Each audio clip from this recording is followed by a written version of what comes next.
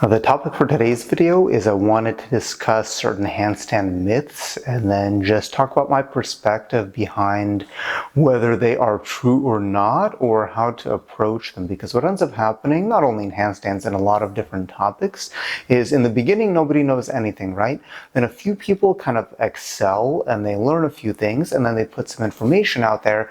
But then after you go enough generations then some of this information that becomes common knowledge, it's not questioned anymore. People just kind of repeat it because, oh, this is what my teacher said, this is what I heard. And then a lot of times people are just repeating what they heard without really understanding the reason behind it, without really understanding why they're doing it. And I wanted to discuss kind of a few of these ideas pertaining to handstands. So as a disclaimer, this video is my perspective. It's my opinion. I'm not telling you anything is right or wrong. I'm just saying this is what I think about the matter, and hopefully it helps you to think about it a little bit differently as well. Got these myths mainly from my Instagram questions. So I asked people what they believe are the common handstand myths that they'd like me to address. So the first one is that you need to start as a child in order to excel at handstands. This is an absolute myth.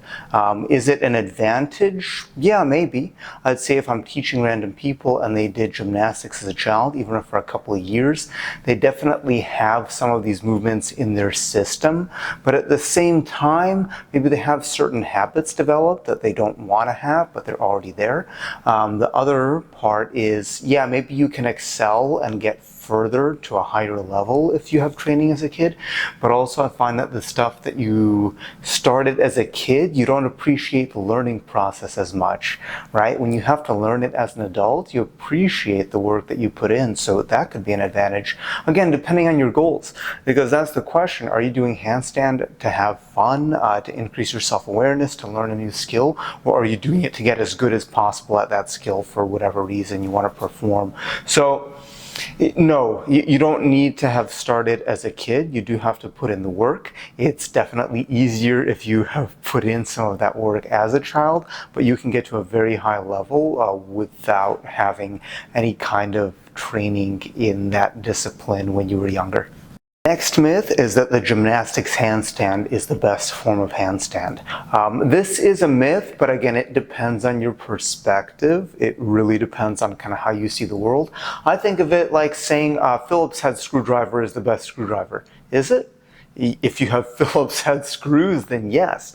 But if you have flathead screws, I don't know, maybe it's not going to work. So the point is, you have to understand that the style is a tool for the sport.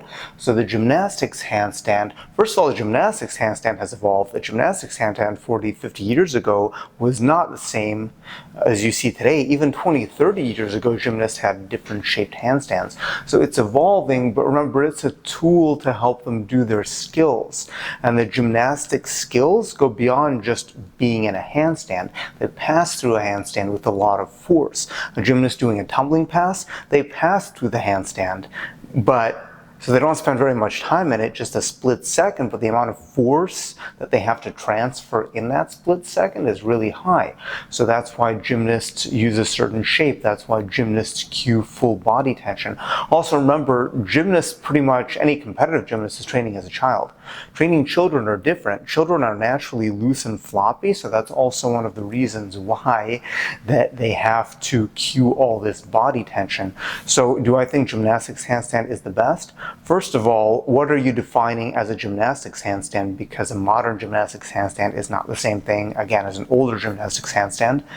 I don't think it's the best depending on what you're using it for. I think there's a lot of takeaway that you can get from it, and I think there's a lot of benefit to learning the gymnastics handstand, but I think if that's the only way you do it, and if you think that's the best way, but your goal is just hand balancing, I think it can create some limitations as well. So is gymnastics handstand the best handstand? It depends. I think there's something to learn from all forms of handstand, right? And yeah, gymnasts are doing very high level skills, but that doesn't mean that you have to train like them. Again, it depends on what your goals are and what you're trying to achieve with your practice. So gymnastics handstand is the best for gymnastics. Is it the best for hand balancing? Debatable. Debatable. Depends on what you're trying to do. Next myth is that you have to have your ears touching your shoulders in order to be in a good handstand form. This is a huge myth. I don't even think it's a good cue, to be honest, right? From a teaching perspective, the wording that you use in your cues is really important. You want it to be as simple as possible, and you want it to have the least amount of room for artistic interpretation. So if I say ears to shoulders, generally what it means is that your head is either pretty neutral or a little bit extended, and you're pushing your shoulders to touch your ears. But not everyone's shoulders are the same. Not everyone's head is the same. Not everyone's handstand is the same. And I can do like this, ear to shoulder. I can do ear to shoulders in a number of different positions, and I'm still technically correct. Another thought within that cue is that they did some studies. I don't have the studies to quote right now, but I was teaching at a conference where the guy talked about it, and basically what he said was, studying sprinting, they found that internal cues for athletes, internal meaning in relation to your body, were not as effective compared to external cues, meaning you focus on something outside. And again, what if someone can't open their shoulders? What if someone's shoulders only go here? They're going to be doing a different kind of handstand. Their head is not going to be in line with their arms, but they might still be able to do the handstand, and maybe that's how they want to do the handstand. So you don't have to have open shoulders to do a handstand either. Where am I going with this? Ear to shoulders, I think a better cue is to push the floor away. Push down, right? So you push into the floor, because then it doesn't matter your angle. If your arm angle is like this, if this is your handstand, you can still push that way into the floor. Right? If you're in a contortion handstand and you're almost at parallel, or not parallel, perpendicular to the body, you can still push into the floor. And it's focusing on that external cue. I haven't tested this too much with handstands, but I think it's a better way to phrase it than ear to shoulders, right? Push the floor away. Because then it doesn't matter where your shoulders are, the direction is always against gravity. So those are kind of my thoughts on the ears to shoulders. All right, next is body tension, that you have to have a tight body to do a handstand. And a lot of people are really married to this concept, right? I have some courses that I run, and in those courses, in the promo, I say something like, you don't need to squeeze your glutes, and people are on those comments saying like, no, you have to, it's scientifically proven, this is how it works. And I'm like, dude, you're right, but I'm right too. We can both be right. There's not one way to do this. So tight body for a handstand. This comes from gymnastics, and as I mentioned, gymnasts do their skills in an environment that produces a lot of force in the body. So gymnasts have to have a lot of body tension in order to do the skills safely and successfully, right? If you are just doing a handstand for the sake of hand balancing, you don't have to have as much body tension, because it's just like standing. You don't have to have a lot of body tension to stand because you're using your skeletal structure. Now again, some people are going to argue and say that no, your body has to be like a stick, and by squeezing everything you can turn it into one piece. I'm not debating that. It works really well for some people, and it doesn't work that well for others. So I think rather than seeing it as it must be this, just have different tools in your toolbox, right? As a coach, I don't think there's one way to do something. I think if somebody is doing something a specific way and they do it successfully, that's fantastic. I'm going to say, if that works for you, keep doing it this way, whether it's with a relaxed body or a super tense body. And then, hey, here's an idea. Try to do it differently. See how it feels. If you like it, then good. If you don't like it, you still learned how to do it differently, and you learned a new perspective. So the whole tight body thing, when I teach adults, I generally don't cue body tension very much. The shoulder tension is really what you need because the shoulders are what hold your body up. The rest of it, if your alignment is on a vertical axis, you don't have to be that tight. That doesn't mean you should be relaxing and flopping around. That doesn't mean you shouldn't squeeze either. It's just that I personally believe that there are better places to direct your mental focus than squeezing your glutes. Again, it's not wrong if you do. If you're a teacher and you say, oh, you must squeeze your glutes, I say, I've never squeezed my glutes in a handstand and I've gotten to a relatively high level. So it's not necessary. For some people, it's a helpful cue. For others, it's not. In my experience, I find for adults, I generally don't cue tension of the body very much when we're learning hand balancing skills. Next myth is that you need to be an elite athlete in order to learn the one-arm handstand. So that it's an interesting kind of framework and thought process. So the one-arm handstand, it's absolutely an elite level skill, but I wouldn't say it's an elite level skill and that you have to be super athletic to achieve it. It's an elite level skill and that you have to work really hard to get it, if that makes sense. I don't think you have to be some kind of super athlete in order to learn one-arm handstand. Obviously, someone who has a big athletic background is probably going to learn it faster, but I don't think it's necessary because it's such a long-term process and it's really more based on your precision than it is your athletic ability. It's more based on your technique. So it's a skill of not strength, not agility, but it's more so technique and accuracy and marksmanship. So yeah, if you're in better shape, if you're more flexible, if you're stronger, you have an advantage towards learning the one-arm handstand, but I really don't think you need to be in any kind of super shape or any kind of super high-level athlete in order to get to that skill. You do, however, have to be willing to put in a lot of work. Next myth is that it's possible to be too old to learn a one-arm handstand. Also myth. Learn whatever you want to. You have to be realistic with your expectations, right? Like if let's say you're 60 years old and you're not in bad shape, but you don't have a gymnastics background, just as an example, can you learn handstand? Yeah, absolutely. It might take you longer than someone who's 20 years old with the same background because it's life. You don't heal as fast. Are you gonna be a hopeful for the next Olympics if you're starting at 60 years old? Probably not. So you have to be realistic with your expectations and what you're trying to achieve. But yeah, this idea that you're too old, it's a way to, what I see is that a lot of people use that thought process as a way to put themselves down before they even try, right? So it's like they're expecting failure, and you shouldn't expect anything. You should do something for the sake of doing it. And then they say, oh, well, I'm too old. Am I too old to do this? Or it's almost like they ask somebody looking for them to say yes. Like, am I too old to learn handstand? Oh yeah, I thought so. You told me that I'm too old, so no, I'm not going to. If you want to learn to do something, do it. Try it. Go through the process. You have to put in the work, but no, you're not too old to learn handstand. Again, you just might have to go through a different process. Like I said, if I'm teaching someone who's 60, I'm not going to teach them the same way that I teach a 20-year-old.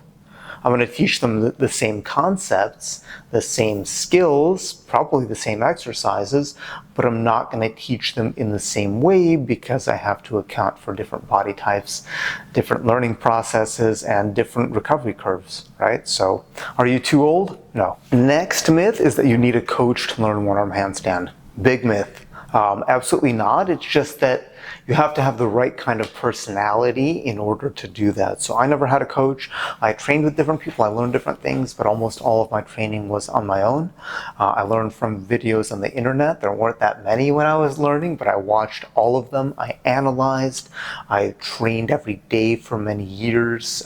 So you have to be really dedicated to learn without a coach, and you have to be willing to not only put in the work but also research and experiment. So what a coach is going to do, if they're good, they're going to give you a framework to work with, kind of a basic structure to understand how to achieve the skill.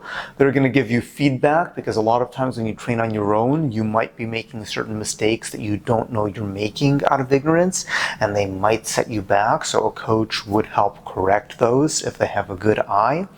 A coach is going to help save you time, maybe keep you accountable, right? Maybe some people need to be accountable to someone else instead of themselves. So a coach is definitely helpful, but I don't think it's necessary by any means to learn a one-arm handstand. You just have to be dedicated, and you really have to be willing to put in the work.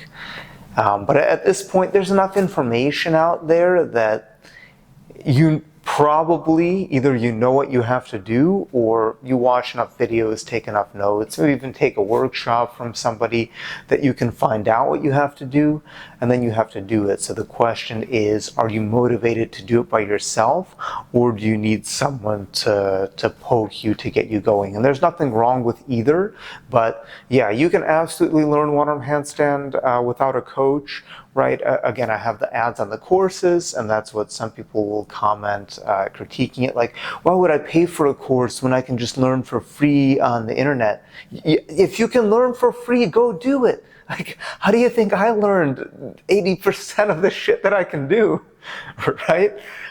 Go do it. But it's more convenient. It's more streamlined to pay for the course. Also, maybe you like a certain coaching style and you want to help support them, because we got to pay bills too, right? I don't get paid for making YouTube videos. Yeah, I make a little bit off the ad revenue, but it's like not anything substantial. So yeah.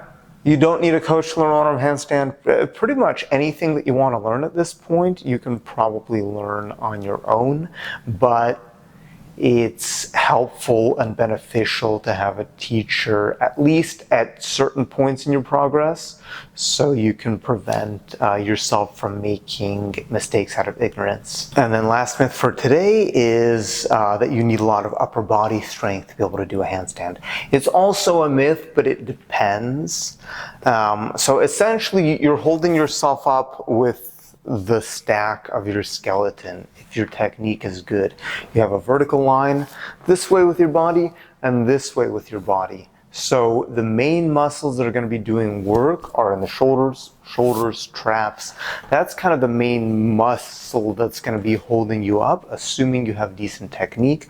You don't have to be super strong to hold a good handstand, but it's a very specific strength. So it's like if you're not used to that motion of pushing, then you might have to do some conditioning, but it's not, you don't need to be able to press anything crazy. You don't need to have the big muscle arms. In fact, a lot of really good hand balancers are quite thin and quite small framed. They're not muscular because they know how to hold themselves and they have very good technique. So it's not that it doesn't take strength to do a handstand, it's that it takes less strength than most people think. And it's a very technical, very specific form of strength. It's not general strength. It's not brute strength. In fact, really interesting actually thought here, because people who are not naturally strong are more likely to learn better technique. Why? Because they have to. If you get someone who already has a strong upper body, they're learning the handstands like this. Why? Because they have the strength to do it, and it's a lower center of gravity. It's easier. So it's almost like you might think being weak is a handicap, but to some degree it's actually an advantage, because not being strong forces you to learn a better technique just through efficiency of motion. So it's a really interesting thought process there. But I think of handstand as a technique, as a skill. So you want it to take as little strength as possible. And yeah, as a beginner, you're going to have to do some conditioning in order to be able to do this skill. But once you've done enough conditioning, you can just kind of let the technique do the work. So that's those are my thoughts on that. I don't think you have to be that strong, and I think one of the other issues that you see is the psychology, is that people are scared to be fully extended in a position where they can hold their weight easier, or they're not used to it. And in doing so, they planche, or they bend their arms, or they do something that puts themselves in a position that takes more strength. Or maybe their mindset, right? Maybe they're scared, so they're too tense, they're panicking a little bit. So it could even be a psychological factor where it's not that you're not strong enough to do the handstand, it's that you're not strong enough to do it the way that you're doing it because you're compromising from a lack of confidence or a lack of technical awareness. So I don't know, it's a little bit of abstract thinking, but hopefully that makes sense. So yes, there's some strength involved in a handstand. It's less than you think. To do a basic handstand, you want it to be as efficient as possible because it's a technique, and then you get into things like handstand push-ups, presses, planche, all of those kind of things. Those are movements that have strength elements. But the basic handstand, you don't have to be that strong. Okay, so that's it for Handstand Myths Part 1. Again, disclaimer, it's my perspective. Nothing I say is right or wrong. My goal is not to give anyone answers. It's to get people to think for themselves, right? So they can create their own answers that are unique to them, that are not my answers, because my answers are not your answers. And again, there's going to be a Part 2 of this, because I didn't cover all of the myths.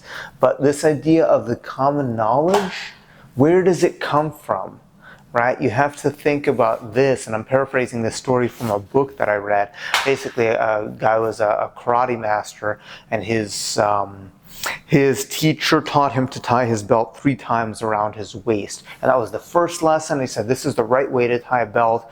You have to do it like this. Everyone who does it differently is wrong. So then after he gets pretty high in the ranks, he goes back to the teacher and he said, first thing you taught me was how to tie my belt. Why? I want to know why we do it this way, because other people don't do it, and I want to understand the technique and the reason behind it. And the teacher says, I don't know, this is how my teacher taught me. So then this guy goes to his master's master, who's an older guy living in a different city, and he finds him at this dojo, and he says, I'm a student of this guy. I want to understand why we tie our belt around our waist 3 times when other people do it differently. This is the first thing I was taught, and I just really want to know why we do it this way, right? Questioning. And the master said, I don't know, this is the way my teacher taught me to do it, so you should see him because he's the oldest living practitioner of this particular art form, this particular style. So, okay, guy goes to this monastery where it's like, this old, tiny, wizened monk, and he asks this monk, you are my master's master. You're the grand master of this style of karate or whatever, fighting. I have to know why I was taught to tie my belt 3 times around my waist when other people did it 2 times. Why is that? And the monk says, well, I was always shorter than the other fighters. So if I tied my belt around my waist 2 times, I would be tripping on the ends of it and they'd get in my way. So I had to tie it 3 times in order to not have it in my way. And that's why I taught it like that. So point is, I like the story. I think it's a good story because the point is that whatever you think the common knowledge is, it's good to question it because you have to understand where it comes from, why it's the common knowledge, why it exists, and again, whether or not it works for you as an individual, not if it's the generalist technique, the proper technique. Does it work for you and why? So those are the questions that I want you to ask about the common techniques floating around there. So I'm going to stop talking for now. I'm going to end this video. That's part 1 of Handstand Myths. I'm going to do a part 2 later on. I hope you enjoyed this video. If you like my content, you can support me using the links below. You can check out my ebook. I'm starting to do in-person workshops again. So check those out if you want to and a real learning experience that's not done through screens. And yeah, you can check out my courses and all of that, but otherwise let me know what else you'd like to see on this channel, and that's all I have for today.